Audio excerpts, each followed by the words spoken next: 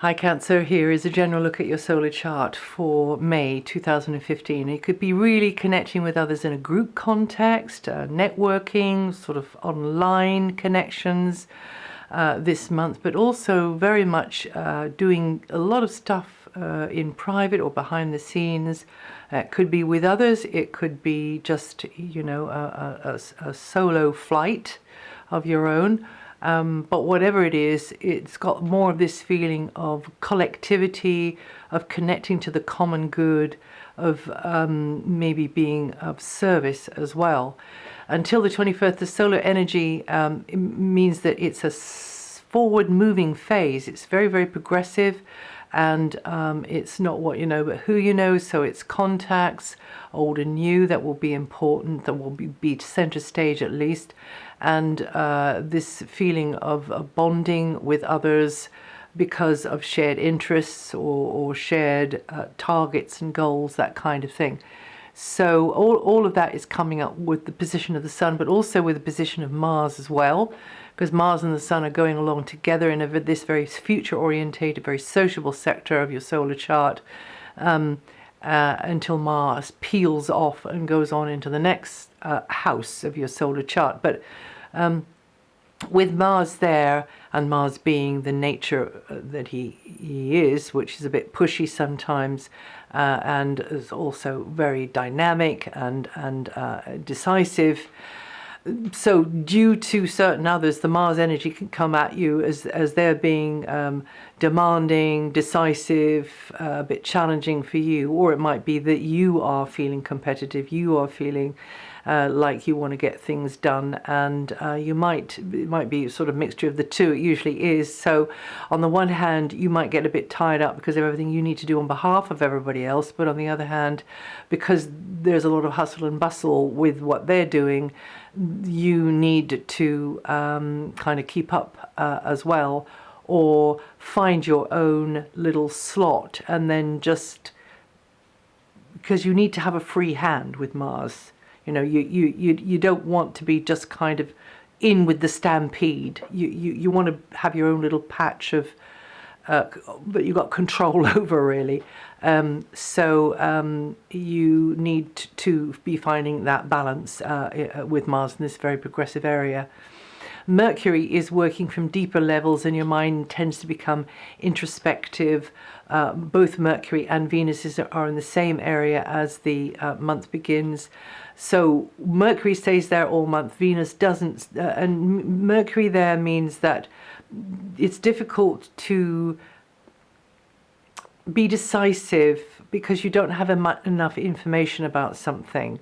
It's still a work in progress, or it's still the jury's still out, right? So even though you do have these other things going on, which are quite progressive and future orientated and dynamic, can be to do with the internet or maybe not, there is this mind of yours which is a bit at sixes and sevens because things are a bit up in the air, and also you could be zoning out a little bit more, and really that's a good thing because you can get help from that place which is not on the same bandwidth as ordinary everyday beta chatter, which is just kind of ordinary everyday monkey mind talk, and that is where great power lies, and great empathy is there, and love is there. It's also a very imaginative area, a spiritual area, artistic area. So with Mercury there all month, especially with the retrograde from the 19th, choosing a pastime which takes you out of yourself, doing a craft even, which is great, doing something with your hands, or listening to music, or reading a book, or going for a walk, whatever it is, or meditating, of course, and all of those things like yoga. That would be great for you to just be with the energy instead of saying to yourself, I don't have the information I need, how's it going to turn out, I don't know which to choose here or which way to go. You see what I'm trying to say? You can be more in the present moment, in the immediacy of the present moment, if you just go with the flow of Mercury being undecided in that area there. Also, Mercury runs across Saturn in the first week, slowing things down a bit, heavier going there. Maybe your thoughts heavier, or you got more on your mind, more to get through mentally. And then Mercury going retrograde from the 19th, meaning that things tend to be undecided or unclear cut. So you may have to let go and let God, and that's it, whatever God is for you. Or just practice the law of attraction. That would be a good thing, because this area here is more to do with the dream state. It's more to do with alpha, or even theta or delta states. Look them up if you don't know what they are, but many of you of course will. And whether you are consciously working on an outcome you prefer or not, things will inevitably come together, Cancer, because we do live in a constantly evolving and creative universe, and we are the evolvers and we are the creators, whether we know it or not. We are. So this Mercury presence there is a little bit, it's a bit ethereal, really. But then the positions of the Sun and Mars, up until the middle of the second week anyway, are less ethereal, although Mars then does become ethereal from the 12th onwards, because Mars goes into the same area, into this sort of private bubble with others maybe. See, Mars gives dynamism to that area there now. With Mars in there at the same time as Mercury, you get that more dynamic, okay, what's happening? What's going on? What can we change? What can we do in that area? So you could be beavering away at things behind the scenes.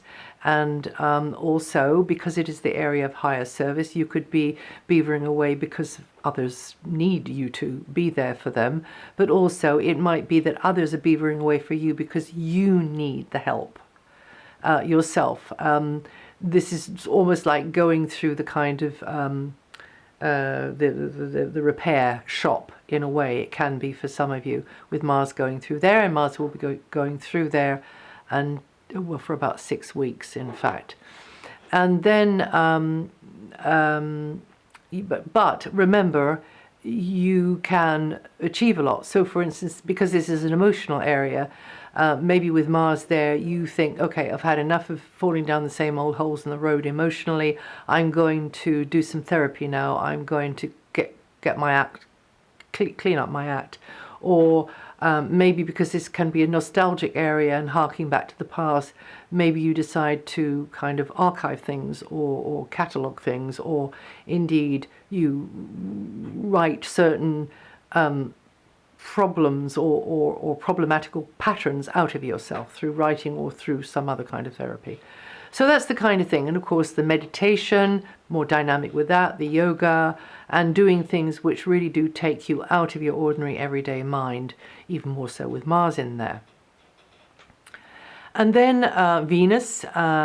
Venus is already, up until the 8th, in this rather private area, this background area, but she's only in there for the first week, well, 1 day more than the first week, and then she's maybe allowing you to gently let go of certain things, or maybe it's not like that. Maybe it's that you and somebody else connecting in a very healing kind of a way. It can be like that, or maybe it's to do with the arts as well, Venus being a very, very artistic vibration. And then from the 8th, Venus goes into your sign. So whilst all of the other energies, which are quite background energies, are going on, Venus comes into your sign, and then you are feeling a lot more sociable. That's going to be at the same time that the Sun is in quite a sociable area as well, even though Mars has moved out of there. Or Mars will move out of there on the 12th anyway, I'm not muddling you up. So Venus comes into your sign for 3 weeks, from the 8th, and that's always a good thing. It means that you tend to feel better in your skin, that you tend to feel more balanced, or if you have been feeling really out of whack, then Venus in your sign can help you to know the places to go, the people to see, or just the things to do for yourself to get yourself back into whack, whatever whack means. And on the other hand, you could be feeling somewhat self-indulgent and inclined to treat yourself to things and to do some retail therapy maybe, and that's not a bad thing either. And you can do well with negotiations of all kinds with Venus in your sign from the 8th onwards. And then from the 21st, the Sun comes into the same area as Mars, adding more emphasis to that area there, and you having to put your personal desires on one side sometimes, because you know what you got to do for something that's bigger than you, for something which is good for the common good, really. But also, this is a time when things you've been putting off, maybe you've got to sort of deal with, and that checkup or doing some therapy or doing something that you know is time now that you should do it. Or maybe it's not for yourself, maybe it's for somebody else. And also, of course, as I said, this is a very imaginative, very spiritual area as well, which is being emphasized.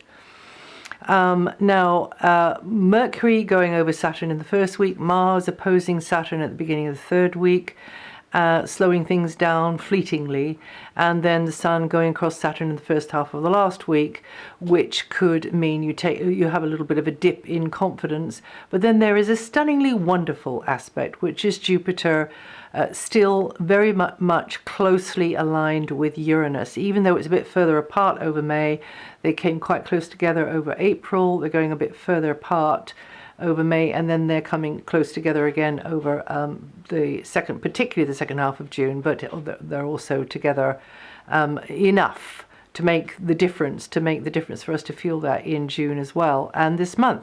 So they're still bouncing and sizzling and communicating with each other in this very promising way, and it does kind of hint at progress. And for you, Jupiter is in the area of your piggy bank.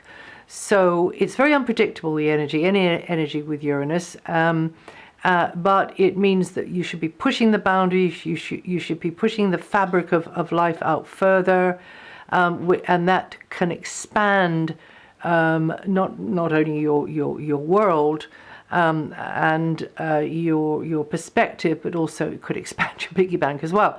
So, and that's anything to do with property matters also.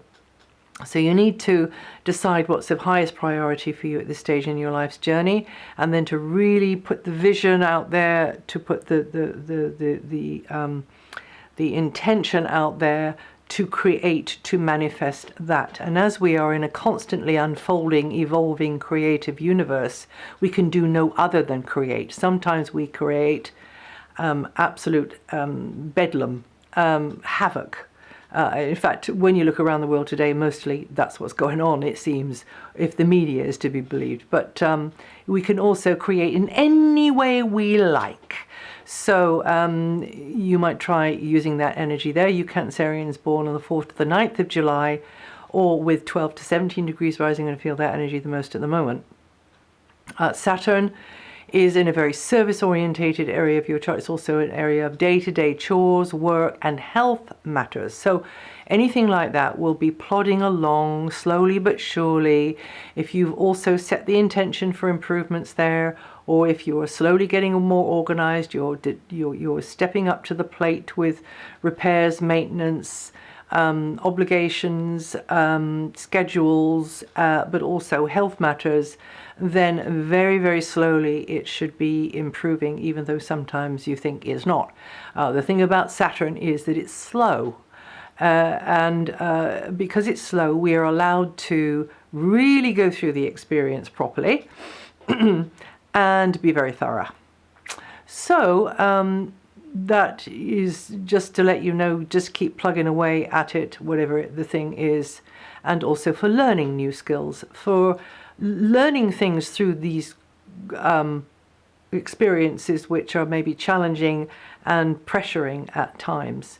You Cancerians born the 22nd to the 25th of June with 0 to 4 degrees rising, going to feel that energy the most because we're right back in the very, very beginnings of the sign now, before Saturn moves out of that area and goes back into the previous area, which was at a much easier, more generous, positive angle to your sun sign. It will be there from later in June all the way through till September. So for a while, you won't have Saturn in this area at all. Just a mention of Uranus and Pluto. You Cancerians born the 19th to the 13th of July, or with 17 to 20 degrees rising, going to feel the energy of change and unpredictability and chance and reversals and revolution, shaking things up in your life the most. And it can be all for the better. It can be all for the good. Eventually, ultimately, we come to see that. And Pluto also for you Cancerians born the 6th to the 9th, or with 14 to 17 degrees rising, will feel the energy of that deep, deep growth from deep levels, coming nearer to your center, your identity with who you are and what you're doing externally in the world. And that's it for May. If you know your rising sign and your moon sign, listen to those. And also this is written up on my website, so you can go and have a look at that there. The basics of it is there. And I'll see you the next time.